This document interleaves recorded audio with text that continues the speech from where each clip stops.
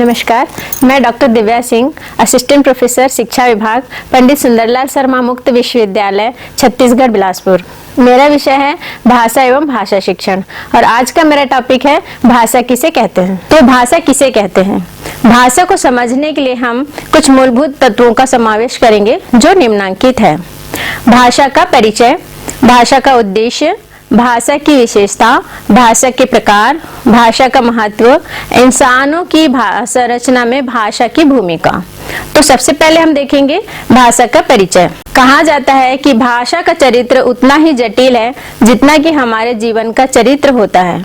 भाषा न केवल मानवों की होती है बल्कि जानवर, कीट पतंगे, पक्षी आदि सभी की अपनी भाषाएं होती हैं।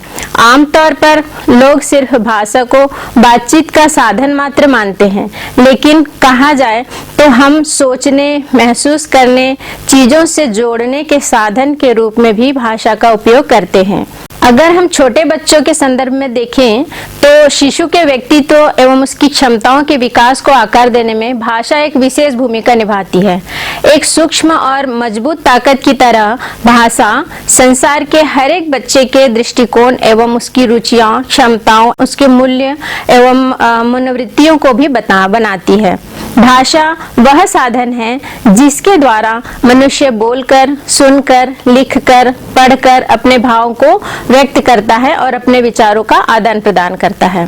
दूसरे शब्दों में कहा जाए तो जिसके द्वारा हम अपने भावों को लिखित एवं कथित रूप में दूसरों को समझा सके और दूसरों के भाव को समझ सके, उसे ही भाषा कहा जाता है। सार्थक रूप में कहा जाए तो शब्दों के समूह को भाषा कहते हैं। किसी भाषा की सभी ध्वनियों के प्रतिनिधि द्वारा व्यवस्थित रूप में मिलाकर एक संपूर्ण भाषा की अवधारणा बनती है। व्यक्ति की भाषा जिसकी सहायता से किसी एक समाज या देश के लोग अपने मनोगत भाव तथा विचार दूसरे से प्रकट करते हैं। भाषा अभ्यंतर अभिव्यक्ति का सर्वाधिक विश्वसनीय माध्यम है। इसके अतिरिक्त यह हमारे अभ्यंतर निर्माण, हमारी अस्मिता, सामाजिक सांस्कृतिक पहचान का भी साधन है। इसके बाद हम दूसरा देखेंगे भाषा के उद्देश्य। तो भाषा के उद्देश्य क्या क्या है? भाषा का मुख्य उद्देश्य अपने विचारों को व्यक्त करना है, लेकिन कुछ प्रकार के विचारों को व्यक्त करने के लिए भाषा का उपयोग कई विशिष्ट तरीकों से किया जा सकता है। भाषा लोगों को भावना व्यक्त करने की अनुमति देता है, दूसरों को एक निश्चित तरीके से कार्य करके जिसके द्वारा लोग एक दूसरे के साथ संवाद करते हैं, रिश्ते बनाते हैं और समुदाय की भावना पैदा करते हैं। भाषा सीखने सिखाने के मुख्य उद्देश्य ध्वनि रूपों के शुद्ध उच्चारण को समझाना होता है। ध्वनि के रूपों का उच्चारण करना भाषा का उद्देश्य है। शिक्षार्थी को विभिन्न स्थितियों से अवगत कराना, उसे हर संभव भाषा के स्रोत से ज्ञान प्राप्त करने और इसे संचार के रूप में दूसरों के साथ साझा करने की क्षमता विकसित करने में मदद करना आदि इसके उद्देश्य हैं। क्योंकि भाषा को संचार के साधन के रूप में परिभाषित किया गया है, इसके अतिरिक्त कुछ और महत्वपूर्ण उद्देश्य हैं, वे निम्न प्रकार से बताए गए हैं। जिसमें से पहला है भाषा का विभिन्न प्रयोगों की क्षमता का विकास करना। दूसरा है भाषा की कठिन बातों को सरलता से समझना। इसमें तीसरा है भाषा के मानक स्वरूप को पूर्णतया आत्मसात करना। इसके बाद तर्क करना। पांचवा है विचारों को व्यक्त करना। छठा है किसी मुद्दे पर बहस करना। सातवां है दिशा निर्देश प्रदान करना। आठवां है सरल बातचीत हेतु शब्दावली और अभिव्यक्तियों का एक सेट विकसित करना। नौवां है आत्मविश्वास जगाना। 10वां है दूसरी भाषा को सीखने के लिए भी आत्मविश्वास जगाना। 11वां है भाषा के स्वामित्व को प्रोत्साहित करना। इस तरह से हमने उद्देश्य देखा। अब इसके बाद हम देखते हैं हिंदी भाषा की विशेषताएं। तो इसमें पहली विशेषता है हिंदी भाषा में जो लिखा जाता है वही पढ़ा भी जाता है। इसमें साइलेंट लेटर नहीं होता, अतः इसके लेखन और उच्चारण में स्पष्टता होती है। और दूसरा है हिंदी भाषा की एक महत्वपूर्ण विशेषता यह है कि इसमें निर्जीव वस्तुओं के लिए भी लिंग का निर्धारण होता है। चौथा है हिंदी भाषा अन्य भाषाओं की तरह संस्कृत पर आधारित है। इसकी अपनी प्रकृति है, लेकिन इसमें संस्कृत का अंधानुकरण नहीं किया गया है। पांचवा है, हिंदी भाषा में संस्कृत वर्णमाला और उच्चारण को अपनाया है और संस्कृत की अधिकतर ध्वनियों को अपनाया है। छठवा है, हिंदी भाषा में भी संस्कृत की तरह वांग्मय देवनागरी लिपि है। सातवां है, इसमें ध्वनि प्रतीकों का स्वरूप है, व्यंजन का क्रम वैज्ञानिक है। इसमें स्वर में ह्रस्व दीर्घ के लिए अलग अलग मात्राएं हैं और स्वरों की मात्रा निश्चित है। अल्प प्राण और महाप्राण ध्वनियों के लिए अलग अलग लिपि चिन्ह हैं, जैसे कि क के लिए स्वतंत्र लिपि चिन्ह है और ख के लिए अलग स्वतंत्र लिपि चिन्ह है, लेकिन रोमन में ऐसा नहीं है। ख लिखने के लिए हमें KHA लिखना पड़ता है। अब नेक्स्ट है आठवां, हिंदी भाषा में वर्णों के नाम उच्चारण के अनुसार है, पर अन्य लिपियों में ऐसा नहीं है। हिंदी में जो वर्ण जैसा है, सामान्य उच्चारण उसका वैसा ही होता है। इसमें प्रत्येक ध्वनि के लिए अलग अलग चिन्ह हैं। अब नौवा है, देवनागरी लिपि में एक लिपि चिन्ह से दो दो ध्वनियों का बोध नहीं होता। वस्तुतः हिंदी भाषा जिस रूप में लिखी जाती है उसी रूप में पढ़ी भी जाती है, इसलिए अंग्रेजी की अपेक्षा हिंदी सीखने में अधिक कठिनाई नहीं होती। इस तरह से हमने उद्देश्य देखा है। अब हम इसके हिंदी भाषा के प्रकार देखेंगे। इसमें पहला प्रकार है मौखिक भाषा, दूसरा है लिखित भाषा और तीसरा है सांकेतिक भाषा। तो इसमें से जो पहला प्रकार है मौखिक भाषा, उसके बारे में हम कहते हैं कि यदि कोई व्यक्ति अपने विचार एवं भाषा को बोलकर प्रकट करता है एवं अन्य कोई व्यक्ति उसे सुनकर समझ जाता है, उसे हम मौखिक भाषा कहते हैं। जैसे गाना सुनना, भाषण सुनना, समाचार सुनना, कहानी सुनना, किसी से बातचीत करना। इसी में दूसरा है लिखित भाषा। यदि कोई व्यक्ति अपने विचार और भावों को लिखकर प्रकट करता है और अन्य कोई व्यक्ति उसे पढ़कर समझ जाता है, तो उसे लिखित भाषा कहते हैं।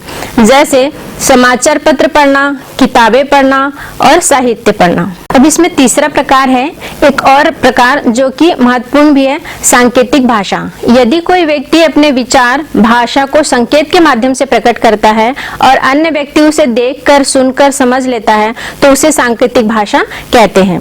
जैसे कि रेड लाइट, जेब्रा क्रॉसिंग और किसी को इशारे से बुलाना या इशारे से बातचीत करना। तो इस तरह से हमने देखा। अब नेक्स्ट है हिंदी भाषा के महत्व। हिंदी भाषा सिर्फ भाषा या संवाद का माध्यम नहीं है, बल्कि हर भारतीय के बीच सामाजिक और सांस्कृतिक सेतु भी है। हिंदी का महत्व इस बात से पता चलता है कि दुनिया भर के 170 से अधिक विश्वविद्यालयों में हिंदी एक भाषा के रूप में पढ़ाई जाती है। हिंदी भाषा भारत के बाहर 20 से अधिक देशों में बोली जाती है। यह हिंदी भाषा भारत की सांस्कृतिक और भाषाई विरासत को एक संरक्षित और प्रसारित करने और लोगों को उनसे जोड़ने के लिए और अपनी पहचान और अपनी भावनाओं को व्यक्त करने के लिए महत्वपूर्ण भूमिका निभाती है। एक आधिकारिक भाषा के रूप में हिंदी का उपयोग सरकारी संचार, संसदीय कार्यवाही और आधिकारिक दस्तावेजों के लिए भी किया जाता है। यह प्रशासनिक और शासन प्रणालियों के कुशल कामकाज में भी योगदान देता है। हिंदी का महत्व अंतर्राष्ट्रीय स्तर पर भी है, क्योंकि यह विश्व स्तर पर सबसे अधिक बोले जाने वाली भाषाओं में से एक है। इसका महत्व सर्वाधिक तब भी बढ़ जाता है जब हम अंतर्राष्ट्रीय संबंधों के लिए उपयोग करते हैं, व्यापार एवं सांस्कृतिक आदान प्रदान के लिए भी इसका उपयोग करते हैं। इसके बाद है मीडिया और मनोरंजन के क्षेत्र में भी हिंदी उद्योग पर हावी हो जाता है। खास करके बॉलीवुड में यह न केवल भारतीयों के सांस्कृतिक और परिदृश्य को आकार देता है, बल्कि वैश्विक रुझानों को भी प्रभावित करता है, जिससे हिंदी फिल्म, संगीत, साहित्य की दुनिया में भी यह एक प्रभावशाली भाषा के रूप में स्थापित है। छठवा है इंसानों की संरचना में भाषा की भूमिका। भाषा एक प्रतीकों का व्यवस्थित ढांचा है। इन प्रतीकों से बनी भाषा द्वारा ही एक पीढ़ी से दूसरी पीढ़ी तक संस्कृति, विचार, धरोहर संचारित होते रहते हैं। भाषा जो है मानवीय संबंध का एक महत्वपूर्ण हिस्सा है। हालांकि सभी प्रजातियों के पास संचार करने के लिए अपने अपने तरीके होते हैं। मनुष्य ही एकमात्र ऐसा प्राणी है जिसमें संज्ञानात्मक भाषा, विचारों में महारत हासिल की है। भाषा हमें अपने विचारों, भावनाओं को एक दूसरे के साथ साझा करने के लिए अनुमति देती है। इसमें समाज बनाने की भी शक्ति है और उसे तोड़ने की भी शक्ति है। भाषा व्यक्ति के व्यक्तित्व, दृष्टिकोण, क्षमता, मनोवृत्तियां, रुचियां और मूल्यों को भी प्रभावित करती है। भाषा व्यक्ति के व्यक्तित्व को इसलिए प्रभावित करती है क्योंकि व्यक्ति या छोटा बच्चा भाषा के द्वारा रचे गए वातावरण में जीते हैं और बड़े होते हैं। भाषा के प्रति जिस तरह का शारीरिक अनुकूलन इंसानों का है, वैसे ही अन्य किसी जीव या पेड़ पौधे का नहीं है। इंसानों के वाक, अंग, फेफड़े, दिमाग आदि भाषा की बारीकियों को समझने और उसके उपयोग करने के लिए वैसे ही तैयार किए गए हैं, जैसे बंदरों को पेड़ पर चढ़ने के लिए तैयार किया गया है। सामाजिक मेलजोल का मौखिक संरक्षण एक जरूरी पहलू है। स्वाभाविक इशारे अलग अलग परिवेश में गहरा प्रतीकात्मक महत्व रखते हैं।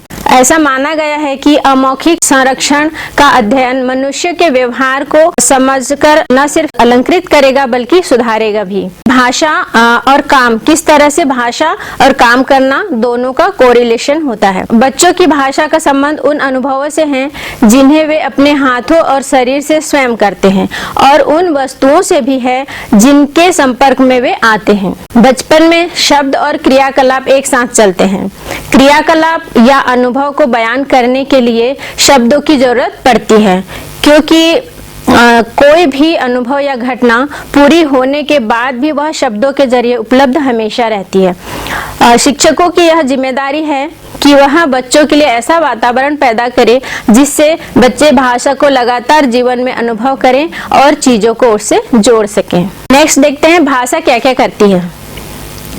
बच्चे बातचीत की बुनियादी क्षमता हासिल करते ही भाषा का प्रयोग नाना प्रकार के मकसद से करना शुरू कर देते हैं। इसमें से कुछ मकसद निम्न प्रकार बताए गए हैं। इसमें पहला है अपने काम का संचालन। बच्चे जो काम करते हैं उसके बारे में वे बोलते भी हैं, शायद इसलिए भी ज्यादा देर तक वे उस क्रियाकलाप को कर पाते हैं।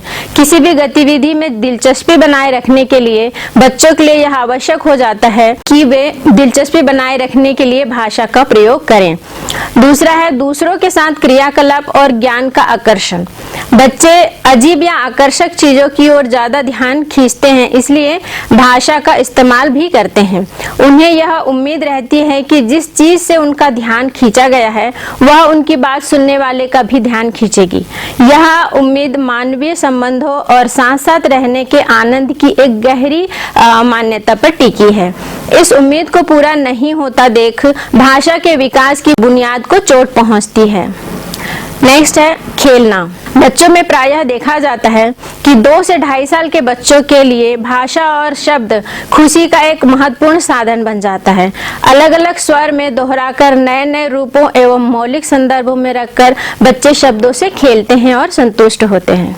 इसके बाद है समझाना। बच्चे किसी घटना को देखकर समझकर उनके अपने तरीके से किस तरह से बात करते हैं उसके बारे में अपना ध्यान आकर्षित करते हैं। यह भी ध्यान देने वाली बात है, क्योंकि भाषा के इसी प्रयोग से कहानियों का जन्म होता है। इसी दृष्टि से कहानियां चीजों की व्याख्या करने का भी साधन होती है। जिस तरह से बड़े लोग दुनिया की घटनाओं एवं राजनीति की व्याख्या करने के लिए उत्सुक रहते हैं, इसी तरह से बच्चे भी अपनी जिंदगी की घटनाओं को बयान करना चाहते हैं और उन्हें हम बड़ों को सुनना चाहिए।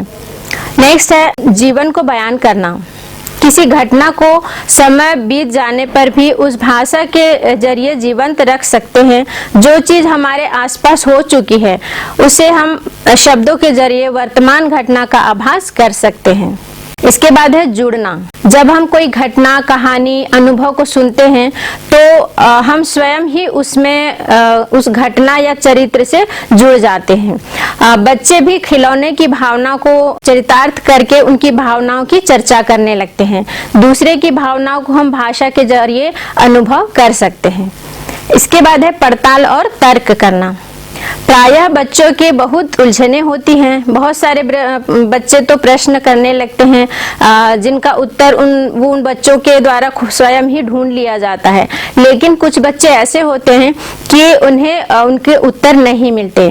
तो अपनी भाषा के माध्यम से बच्चा ऐसी समस्याओं का पड़ताल करता है, तर्क करता है और भाषा के माध्यम से ही वो बड़ों से बात करता है, सुनता है, समझकर और उनकी भाषा को अपने अंदर प्रविष्ट करता है। इसके बाद नेक्स्ट है, हमारी बात का असर हम पर ही पड़ता है। वो कैसे चरितार्थ होता है वो देखेंगे। भाषा बहुत लचीली होती है। हम अपने विचार, स्थिति, मनोवृत्ति के हिसाब से भाषा का चुनाव करते हैं और शब्दों का भी चुनाव करते हैं।